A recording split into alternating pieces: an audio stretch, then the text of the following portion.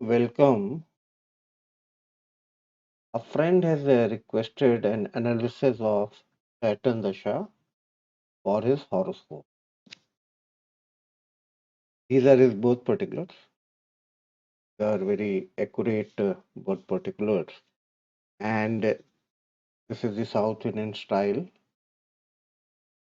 for the users who are more comfortable using or looking at the South Indian format. So please make a note of these birth particulars and that you might want to run against whatever software that you are using. Because in the rest of the video, I'm going to use the North Indian style.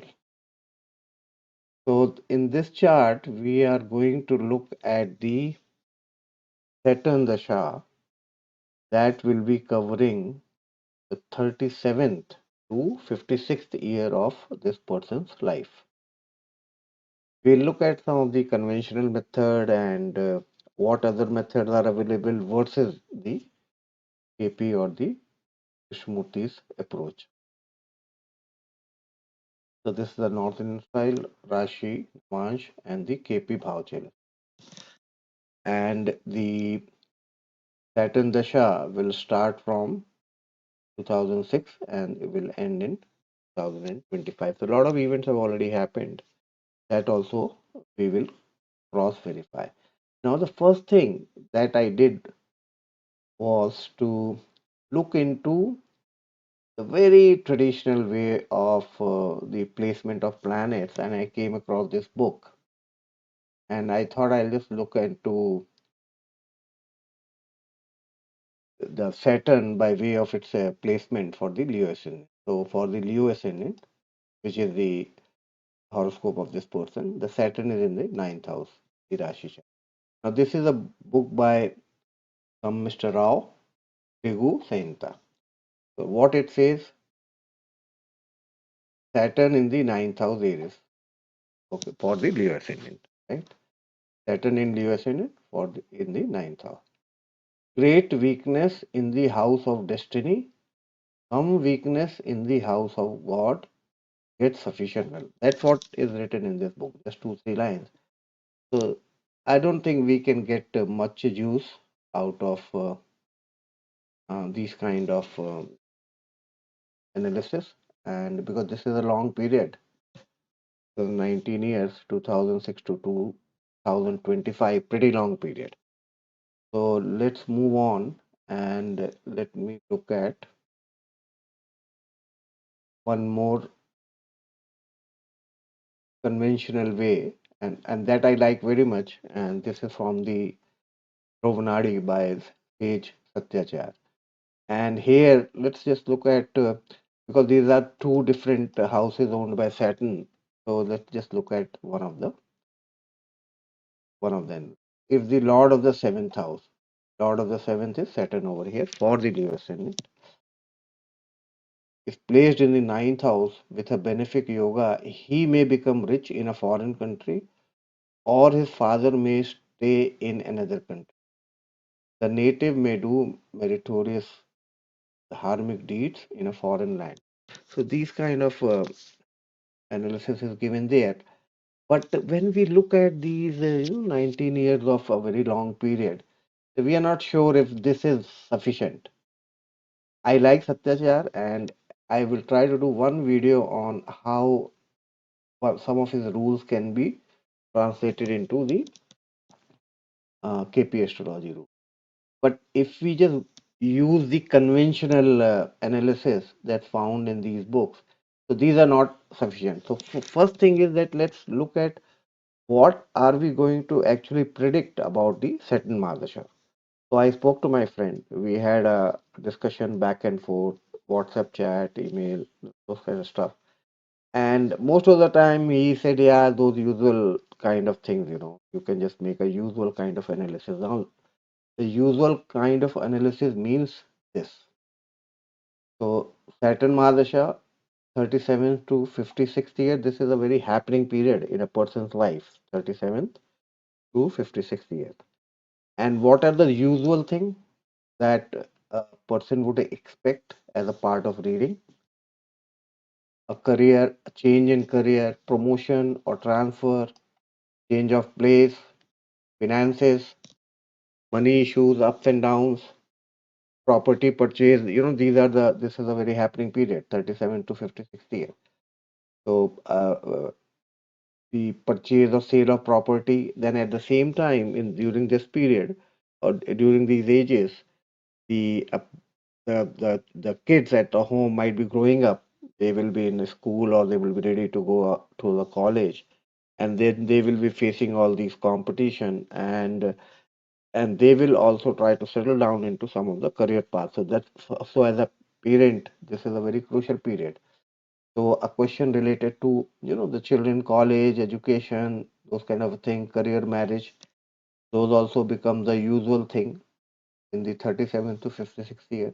Then the of course the disease, accident, and relationship. Why I mentioned relationship is because this is the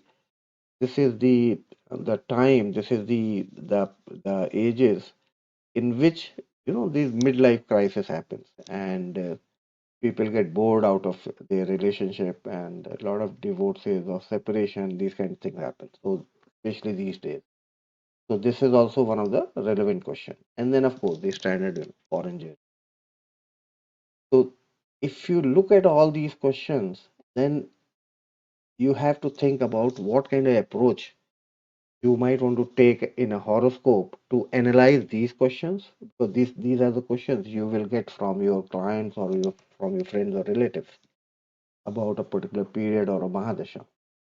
So let's look at the first approach, that's a DBA centric approach. By DBA centric I mean the dasha bhukti and the antra centric approach, because if you look at these questions, all these questions have just two or three different kind of shade. One is that will this happen, and second is if this is going to happen, then when this will happen, in which dasha bhukti this will happen. So the question is just basically when.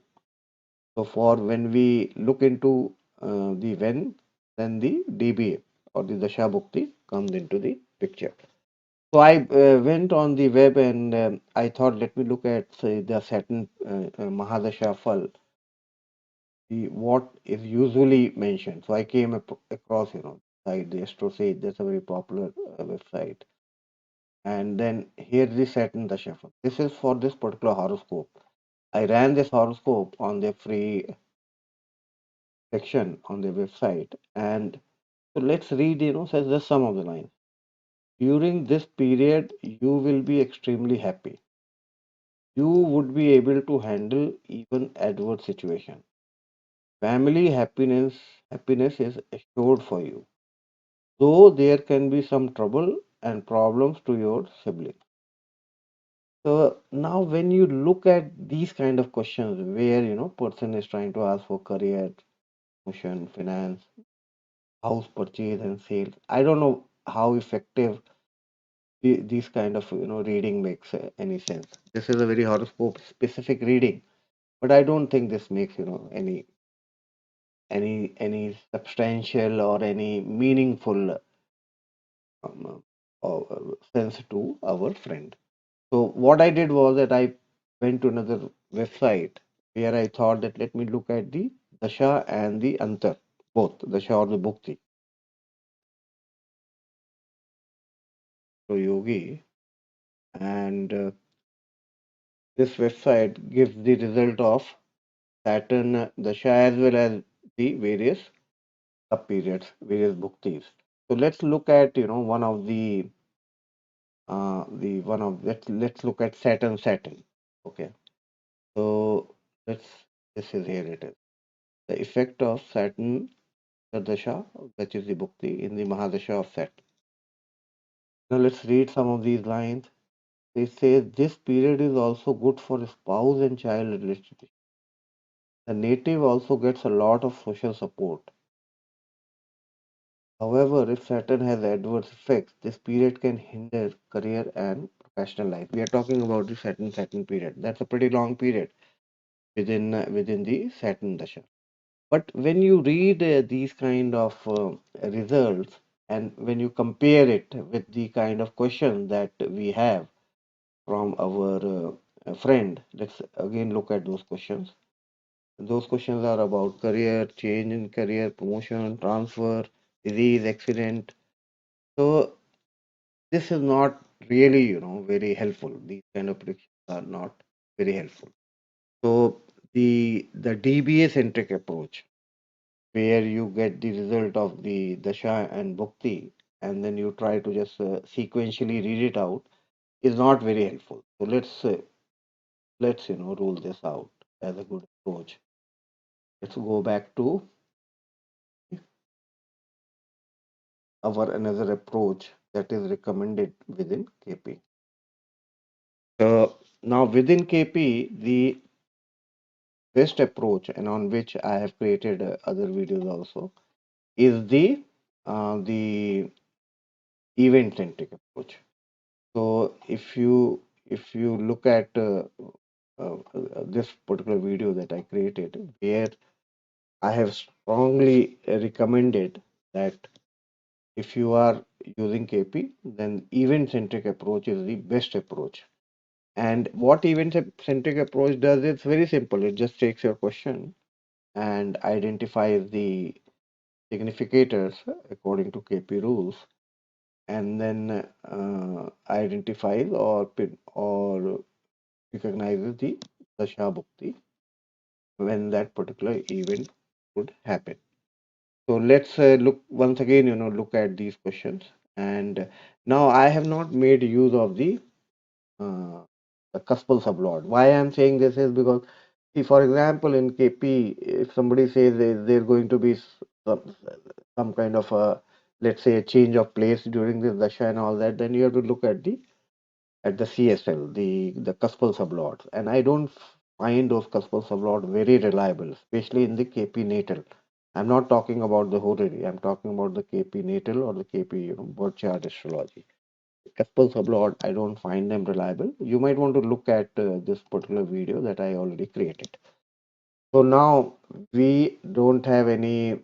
Uh, what could be the other way out to find out if a particular event is going to happen or not? So and then there is another approach of using ruling planets. But ruling planets are okay so long there is one particular question. It doesn't matter whether you are analyzing a birth horoscope or a horary chart. So long there is only one question, you can make use of ruling planets, and those ruling planets can help you in amazing ways. But when you have so many multiple questions like the one we have over here, right? Disease, accident, relationship, foreign journey, and all that, then one set of ruling planet is not going to. So you don't have the cuspal sublord that's going to help you, according to me, and there is this ruling planet that are not going to help you. So uh, what I usually do is that I will follow this approach that all events are possible unless MDL. MDL means Mahadasha Lord strongly denies a particular event. So, for example, when the marriageable age is coming up, and a lot many times you will find that cuspal sublord has nothing to do with 2, 7, and 11 at the time of marriage, and then people get a little confused, and so what I have observed is that I really don't care and I don't bother about the cuspal sublord unless and until there is a very negative yoga, unless and until the Mahadasha Lord says that this event is not going to happen. As in the example of marriage, if the Mahadasha Lord is strongly, very strongly indicates 1, 6, and 10, then only marriage is can be said to be on the negative this thing. Otherwise, if it is a passive MDL, if Mahadasha Lord is not even signifying 2, 7, 11, don't worry about it. Marriage will happen. So that's the rule. All events are possible unless Mahadasha Lord strongly denies. So this is the approach we are going to take forward with while analyzing this chart. Now let's look at some of the way the software they generate the significator tables and all that. These are not very helpful, and these are some or the other thing is missing. I will just point out one uh, one if you look at sun, right? So it says that sun strength are like this, 2, 4, and 11. Right? But if you look at the how chart, then you find that sun is most strongly giving the result of the fourth house because sun, there is no planet in sun's star. So sun is a self-significator. Sun is the significator of sun itself. Second is the KP's rule is that the tenant is stronger than the owner of the house. So Mercury is there. So sun is in Mercury's chart. Mercury is a star. So obviously, Mercury is in fourth. So rather than writing this like this, you have to write like this. And why I'm saying this is because when you are eliminating the significators, then this kind of strength of the star lord or the sublord, it becomes very important how in what particular fashion or in what particular pattern they are strong. If suppose the star lord is signifying both the let's say the good and the bad houses, both things will happen. That's the KP's rule. But still, if you carefully look at that star lord, it might have a more inclination toward the good houses rather than the bad houses. If you run those KP's rules, the 2 or 3 rules that KP has. So in that case, you can tell that you will go through both good and bad period, but eventually, the good thing will prevail.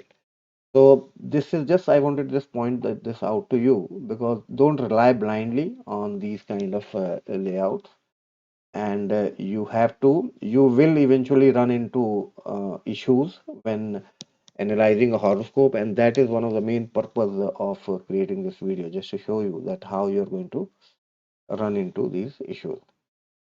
So all these standard layouts are not very helpful, and eventually you have to make your side note. So now let's look at the now some of the events. So let's look at some of the events in this chart. For example, let's look at one of the question was the about the change of place. Okay, so let's look at the change of place.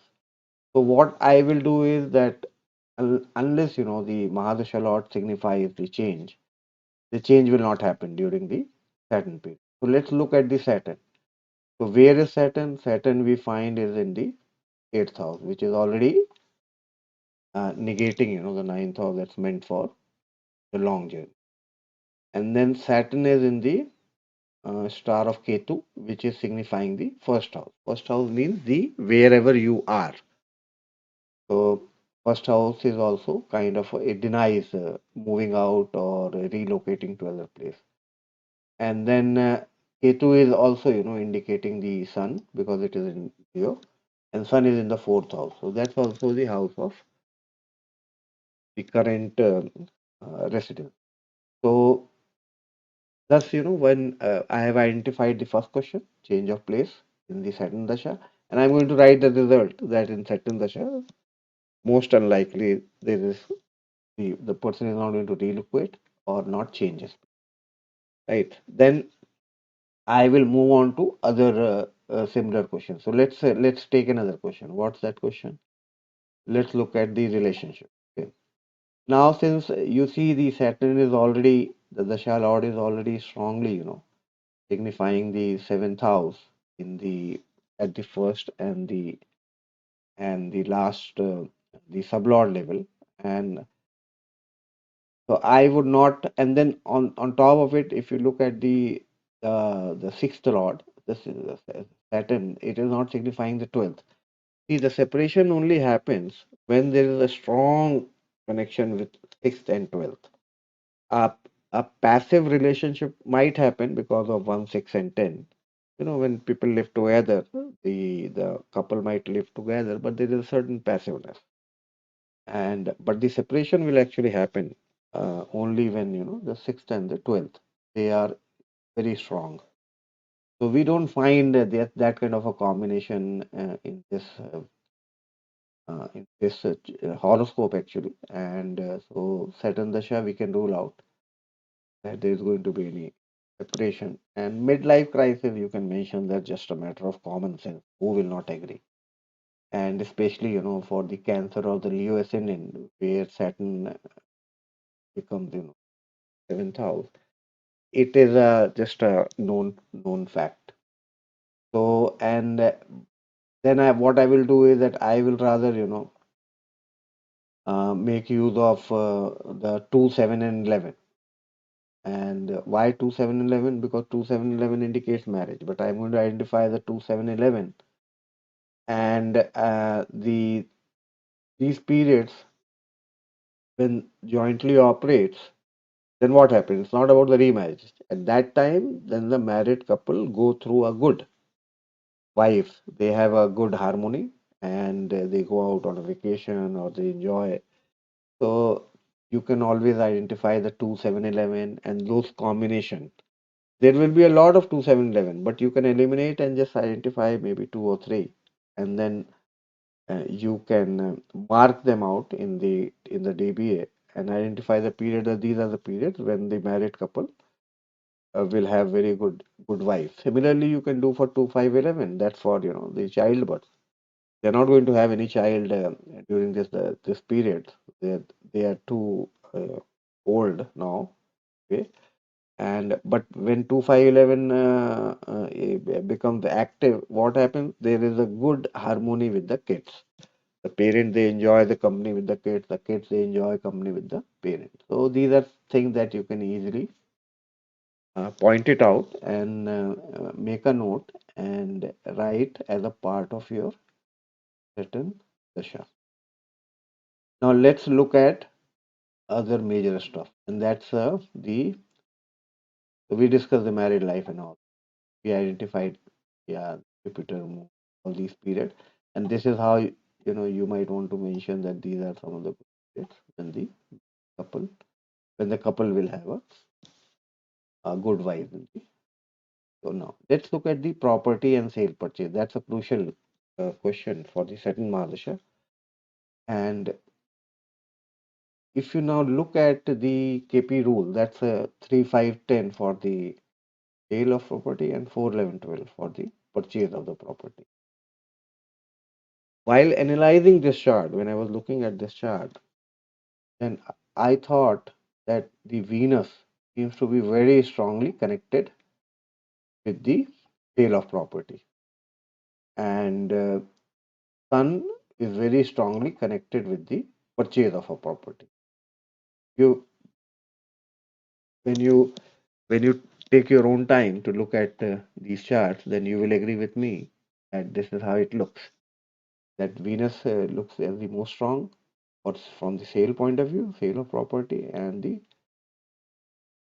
Sun looks very strong for the purchase of the property. So using my common sense, mixing my common sense, I would have inferred that this friend of mine would be selling one of his existing properties in the Saturn Venus period, and whatever money he gets, he might be utilizing it to buy one in the Saturn Sun period. So you will be surprised that this Saturn Venus period turned out to be true, the sale, but the purchase of property period didn't come out to be true. The Saturn Sun period, nothing happened during the Saturn Sun period. The sale and purchase both happened during the Saturn Venus period. Not only during the Saturn Venus period, both things actually happened during the Saturn, Venus, and Rahu period. This is where I wanted to draw your attention that when you are analyzing a chart, then these numbers, just by going these numbers alone will not help. And especially in the KP natal, where not many examples are given. If you look at KP's third reader and other books, the complete horoscope analysis are not given. And if you are a part of any online classes and all that, so what they do is they will just handpick, some charts, and they try to show you how the KP rules are working. So I guess part one is okay, they are trying to show you how these rules are working. But at the same time, they should let you know that these rules, there are a lot of other kind of analysis that's required to arrive to a precise result. And so this is one example that I wanted to give you, that the sale and purchase both happened in Saturn Venus Rahu period. Now, if you look closely, and this is where I wanted to point out the role of especially the Ketu. If you look at the uh, the the rule for the signification of the nodes Ketu and Rahu, there's a lot of confusion in the KP. Sometimes you will see Shri Krishnamurti mentioning that the nodes they represent only the Rashi part, but sometimes you will find the conjunction is also there, the aspect is also there. That confusion is there, and anybody who tells you that that confusion is not there, don't get misled by that. That confusion is still there. And another confusion is about the sublord as a significator, or whether you have to stop at this level, at the sublord level, or you have to go further and use sublord as the significator, the way they use in a four-step theory. So these are the obvious confusions, and they are there in Krishnamurti's rule. There is no clarity why at certain level or in certain articles Sri Krishnamurti has used one set of rules for notes, and in other article some other set of rules. So that's one thing that I wanted to point you out. The idea is that nobody is going to give you everything on a plate, and you will get stuck up while analyzing the chart. So in this chart, when finally I was looking at certain Venus Rahu combination, that why Venus was responsible for also the purchase of the property. Sale is fine, sale looks okay. If you look at the Saturn, Venus, and Rahu, which is already indicating the fifth house very strongly, so you know that Saturn, Venus, Rahu is okay for the sale. And but the purchase. So then at least in one article, I realized that the KSK has mentioned that the nodes they pretty much represent all the signification of a planet. So which basically means that the Ketu over here is actually giving all the result that Sun is giving. Why Sun? Because Ketu represents Sun being in Leo. So Ketu is giving the result of 1, 4, 2, 4, 11, 3, 10, everything. And when you blend this particular KP's rule, then it becomes obvious to you that the Saturn Venus period is going to be a very happening period in this person's life from the sale and purchase of the property. But then this opens, another set of Pandora's box, and you have to verify whether this rule is applicable in other charts or not. So you have to collect a lot of other charts and then do your research. And then at the same time, if you look at the significators for the sale and purchase, you will find that a lot of planets, they are the significator of 411 or 3510. So how do you identify that this is going to happen in Saturn Venus only?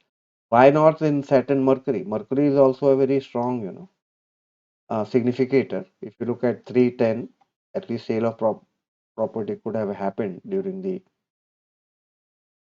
Saturn Mercury period, but it didn't happen. It didn't happen in Saturn Ketu period. It only happened in Saturn Venus period.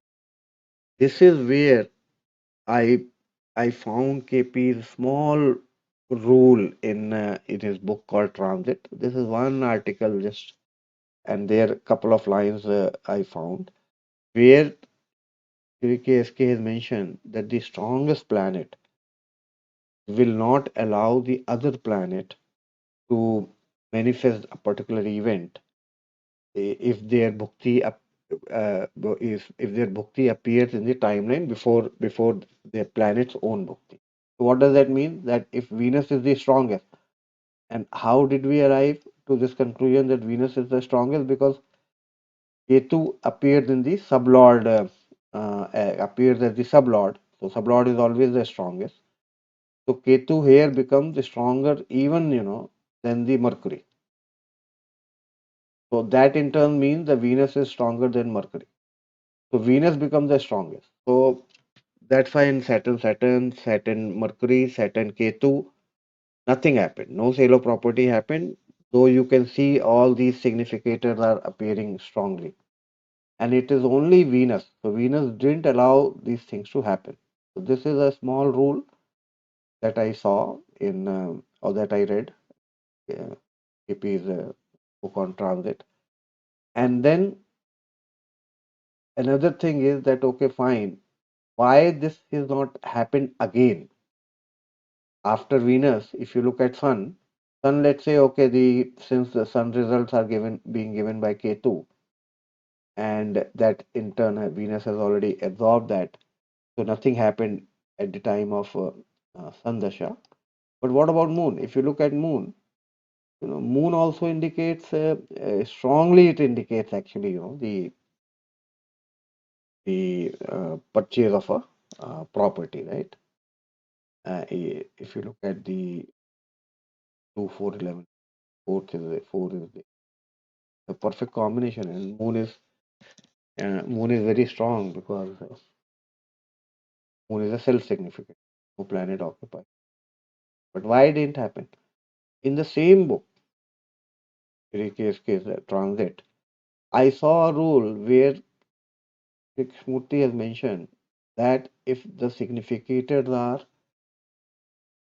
second and 12th to each other, then a planet, a significator which is 12th to the other significator will not bring forth the same result. Let me explain you this. What it means is that Venus was a significator, and we saw why thing happened in Venus period only, and not before that. And after that, we were thinking that another something might should happen during the Saturn Moon period, as Moon looks very strong. Okay, but nothing happened during the Moon period. The reason is that Moon is 12th to Venus. So that's why this particular signification didn't work.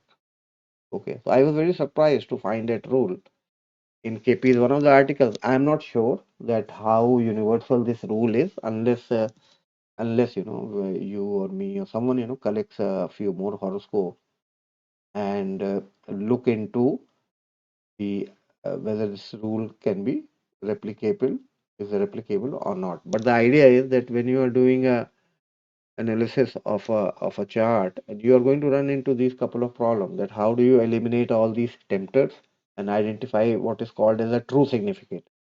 And second is whether a particular event is going to repeat itself or not, whether this person is going to purchase more properties or not, is going to sell more properties or not. These are the usual normal questions, and this is where your skill in astrology is going to come into play. And this is where you can collect your friends and family member chart and do some research. These kind of things are very much lacking in Shri KSK's book. A lot of these books, they just give you hand-picked examples. They don't identify the problem, the one that I'm discussing right now. So unless you see these problems and scratch your head and think about it, you will not be able to move forward on this. So now let's look at the the the Jupiter period. Okay, which is this person is now running. Will be running the Jupiter period from the uh, December 2020. One of the things I told my friend was this is a very strong period where there seems to be a change. It happened in his career. Why? Because Jupiter is a very strong significator of the fifth house. And the Jupiter is also a very strong significator of the ninth house. Of this combination, the fifth and the ninth house. And then if you look at the sublord level, you see that third house is also involved, and tenth house obviously is the house of business or the profession or the career. So I know that this friend of mine is planning something uh, very desperate, and I want him to be successful. So I told him that he has to wait until end of the 2022, and it is only the Mars that is going to give him the strength. So these are some of the rules that appear in KP's book. That if a person wants to make a change means leaving current profession or job that that needs a lot of courage also. So that courage will be provided by Mars, and so during Saturn and Jupiter period, this thing will happen, and then of course I'm going to work out the Antara period. That's going to take some time, and so then only he will have a feel that okay, during this particular month, he able to leave his current job, be into something that he likes. And after Saturn Dasha, then he will be going through the Mercury period. So obviously, when you are predicting that a person will be making some changes in his career and promotion, the immediate follow-up question is that change going to be fruitful or not? Is that change going to be positive or not? So after the Saturn Jupiter period, this person will be under the sway of the Mercury period. Mercury, you can see, is very good in this horoscope, and for the Leo ascendant, it's already the lord of 11th and the second house. So that's a good position. And so I've told him, yeah, Mercury period, and Mercury also is the planet for commerce and business, and Mercury is also the planet of duality. So I combined all these things. I told him that so he can have multiple career at the same time, which basically means that he can be in the job and maybe run his business also parallelly. It's going to be profitable and fruitful. So this is how then you accumulate everything using the event centric approach, and and then you prepare a document where you identify all these questions that were given to you or requested by your friend. Anybody is going to request these kind of questions, and so you see this is a lot of work, and a lot of hard work is required. But my whole idea about creating this video was to discuss about the need for collecting the horoscope of your friend, family members, and the relatives, and then analyzing it for a particular period, and then cross verifying the events. That would be very helpful. This is very lacking in the KP literature. Actually, I wanted to do some more uh, discuss something more about the sale and purchase of property. This is something I got from his third reader, where look at the kind of prediction the Murti used to make. There is no explanation given in this article how he arrived at all these periods, and let alone any explanation. Even there is no birth data even available for this chart.